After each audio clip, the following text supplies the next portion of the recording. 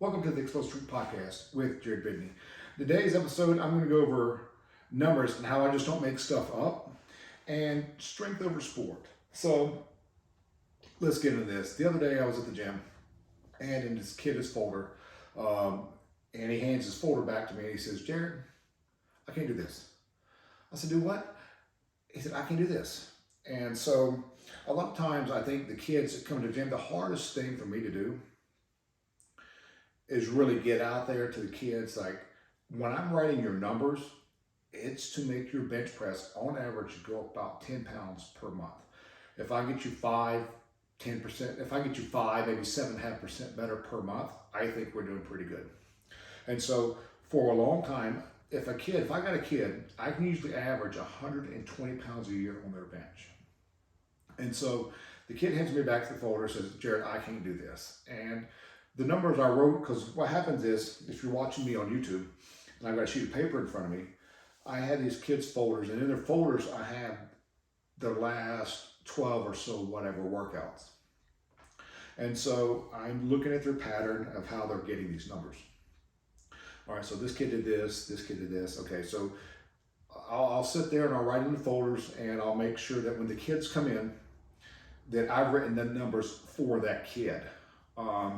It's just not, so like, it's very rare that you're going to have, if ever, the same kid, the same group of kids. If I got 3 kids per rack, they're not necessarily going to have the same weight, and they're not going to have the same sets and reps. So it's kind of going to be all over the place. And so that's what I call organized chaos. Everybody's kind of all over the gym like ants at certain points in time based off what I need that kid to do in order for that kid to get better, because at the end of each month, I'm going to test that kid and his explosive events like his jumps and his runs to make sure that the strength work is also transferring to an athletic format. So he hands me his folder, and I took him over there to a wall. I got a wall at the gym, and it's a chalkboard wall, so I can kind of draw and stuff, whatever he's doing. So what I wrote in his folder for him to do was 174 sets of 5. And he looks at that and he hands it to me and says, Jared, I can't do that. I said, yes, you can. If you did this here, he said, well, I did 185 for 2 the other day at my house. Oh. And for those of you who don't know, like they talk about 5% jumps around all the time. So with the rule of thumb of the 5% method, or what I call the 5% rule or whatever, and I may have made it up, I've not read it in any books, but with 5% jumps, if you go up 5%, you're going to have to go down 2 reps. If you go down 5%, you can go up 2 reps.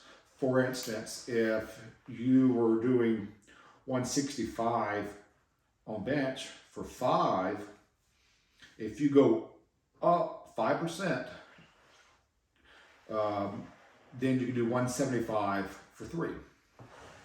Now, when you're going up in jumps and waves on 5%, it's not your working load that you're making the 5% jumps in, it's your max. So I worked for that kid 174 sets of 5.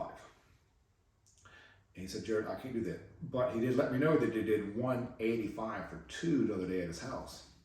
And so I took him over here to the wall and I showed him, I said, look, 5%, I said, what's 5% of 200? And he didn't really know, so I said 10. What's 5% of 100? It's 5. What's 5% of 300? It's 15. So if you're in the 300-pound range, you can make 15-pound jumps. If you're in the 200-pound range, you can make 10-pound jumps. If you're in a 100-pound range, you can make 5-pound jumps. At the gym, I have these change weights, which weigh 1 pound each.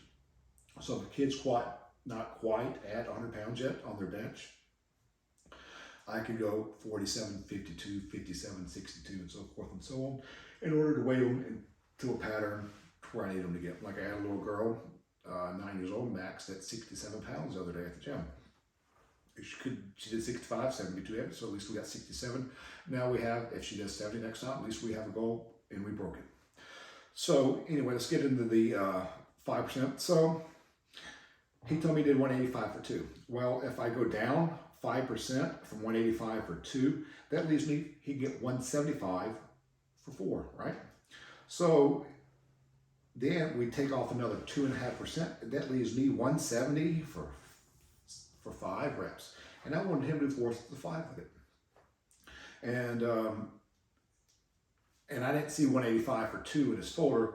I was just basing that 170 sets of 5 based off of what he had done before. And he's been doing 185. He did 185 for 2 about 2.5 weeks ago at the gym, and he just did it again at his house. He's not been very consistent. So if you're not very consistent, I'm not going to be able to help you go up at about a 10 pound per month increment on your bench. And so I said, okay, come over here, let's go to the wall. And I said, okay, so if you did 185 for 2, more likely you're going to bench 195 pounds. Okay, so then I took 85% of 195 and it gave me 165. Well, I was going to have him 174 sets 5. He may not have gotten all 5 reps, but we're going to press. We're going to work about 4.5 minute rest breaks. He may have got 5 for his first set, 5 the second set, 4, and then a 3. Or he could have done a 5, a 4, 4, and a 3. I didn't think he was going to make all of his sets at it, but I wanted him to rest and try.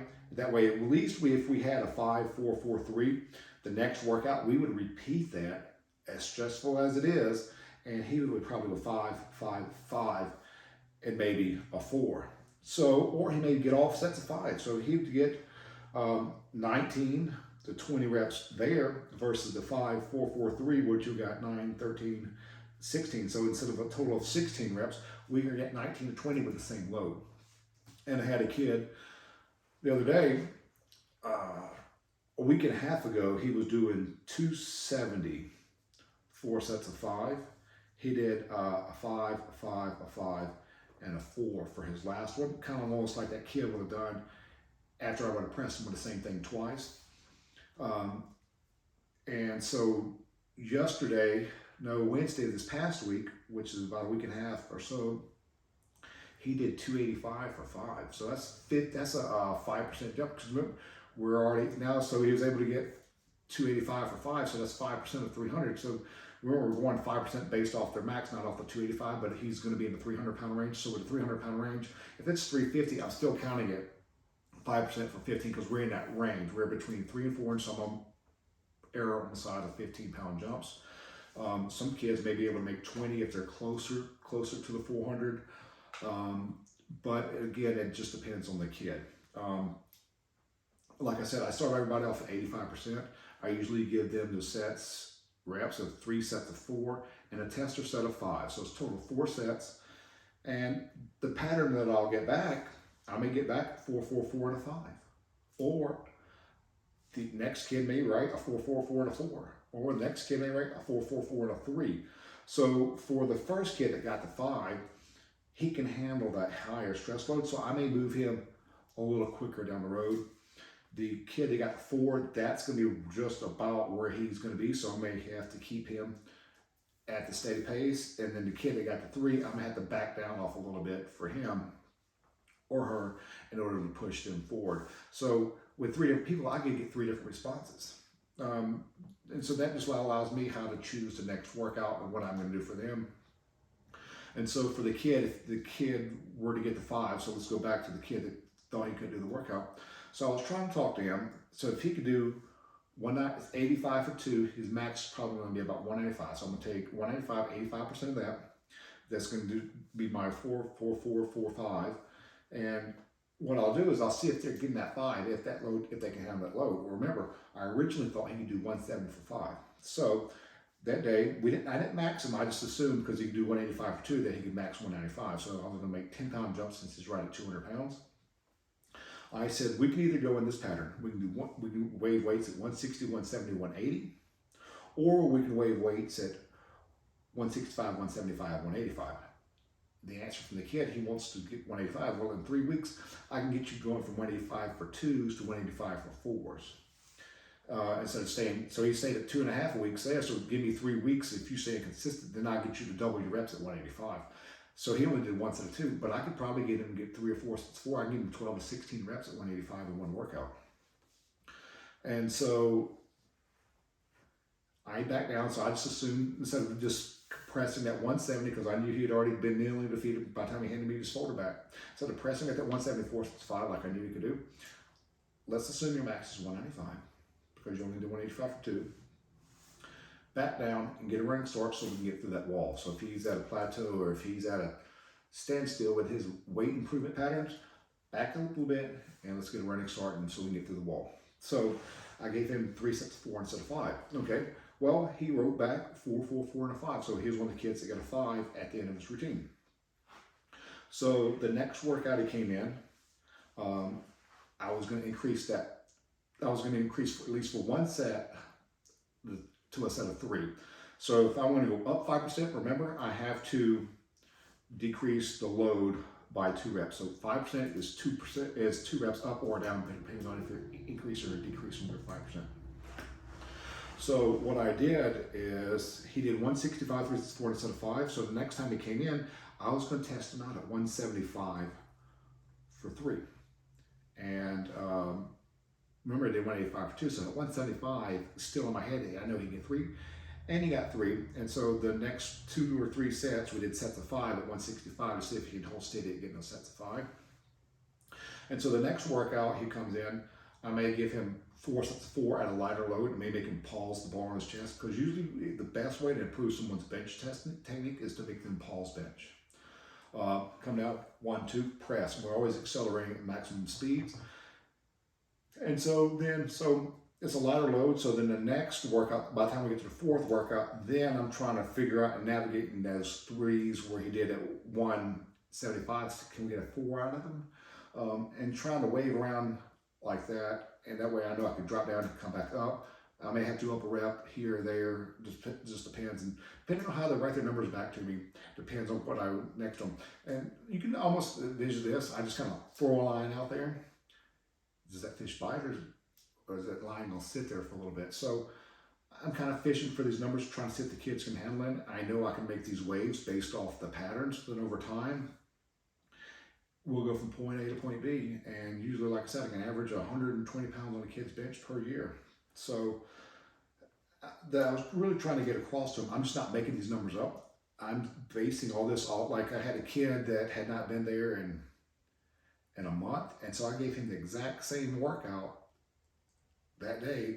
I just repeated whatever it was to see if he can handle it, and he didn't. He lost reps. So that I'm also trying to show that kid you were making these reps, and now you're missing them because you took time off. So if you're not going to be in the gym, or you're not going to be consistent, you're not going to get your strength gains. And so this kid came in after he got a set of 5. He may have came for his light day. He may not have. I didn't bring his folder home to kind of go over that with you, but I've not seen him come back in. If I gave him that lighter day, he may have done that lighter day. I don't think he did. But it's been a week, so I told him I need him in the bench at least 3 times a week. And I probably only saw him twice since then, because like I said, I don't know if he got that lighter day, so I could come back in for that next heavier day to see if I can press him to get better reps. But I may have to start all over. I may have to drop down. It's frustrating when they're not consistent, because I have to have consistency for these numbers to work in a specific pattern for those kids. So, and sometimes these kids are involved in sports like rec sports, and they play baseball, football, then rec basketball. And if you're involved in rec sports, you're killing your time for strength gains. You're not going to be able to get stuff out of it that you need to. So, you know, this is like strength over sport. Strength is more important than the sport, in my opinion. I know you have to have sports skill and things like that, but if a kid spins baseball year round, I was having a conversation with a guy at the gym the other day. He said, Jared, most of my friends put their kids in sports year round. They'll have fall baseball, they'll have spring ball, then they'll have summer league. I said, that's way too much. I said, that kid will never be a successful baseball player unless he's an absolute stud freak. Because they're never spending time increasing the horsepower so that your skills could be better. Just for instance, like I was trying to tell them, the average driving distance on the LPGA Tour is 250 yards with a female driver. So the average driving distance for the LPGA Tour is 250 yards. Well, if you look at my swing compared to a female golfer's, females golf swing, they're the absolute definition of finesse, perfect, smooth, beautiful looking swings. They lack power. So my driving distance with my 3-iron, with not being as technically efficient as them, is 250. That's just because I have the power to get it there. I was training a lacrosse team. With bench press, you can improve swing speed in golf, baseball, softball, even lacrosse. The thing is, I had a softball team. As I increased the softball team's bench press strength, as we got stronger in upper body, their swing speed on their softball bats got better, 4 or 5 miles per hour better.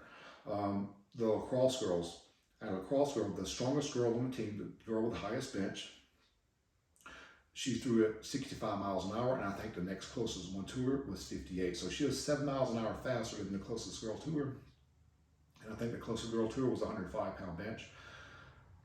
But the girls that came in with a 65-pound bench, once the weakest girls on the bench, their bench press, when they improved their bench press most, so if you went from 65 to 95 or 65 to 105, those girls were experiencing more miles per hour per month gains because of that strength increase only. We didn't do any rotational stuff. We didn't do any med ball stupid stuff that you see people do, these stupid feel-good exercises.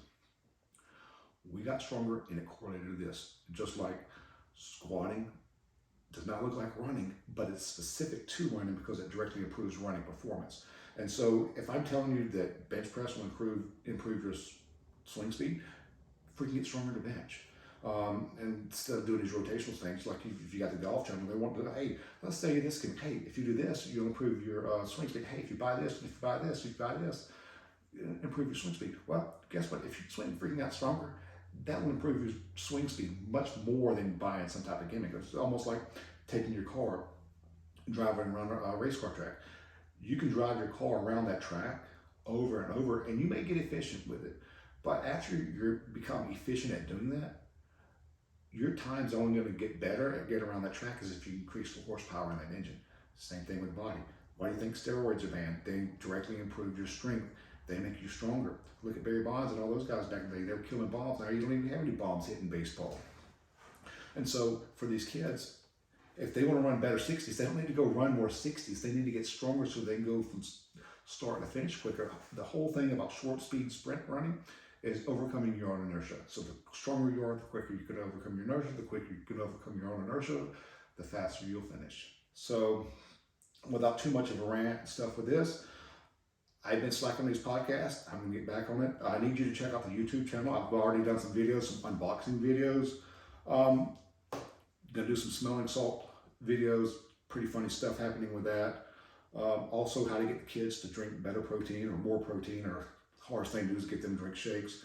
So been really working on the YouTube stuff to try to reach more people, but some of those videos will start coming out the first of the year. So if you'd like to see those, subscribe to us on YouTube, Explosive Mechanics. Follow us on Instagram, Explosive Mechanics, Twitter, Explosive MEC.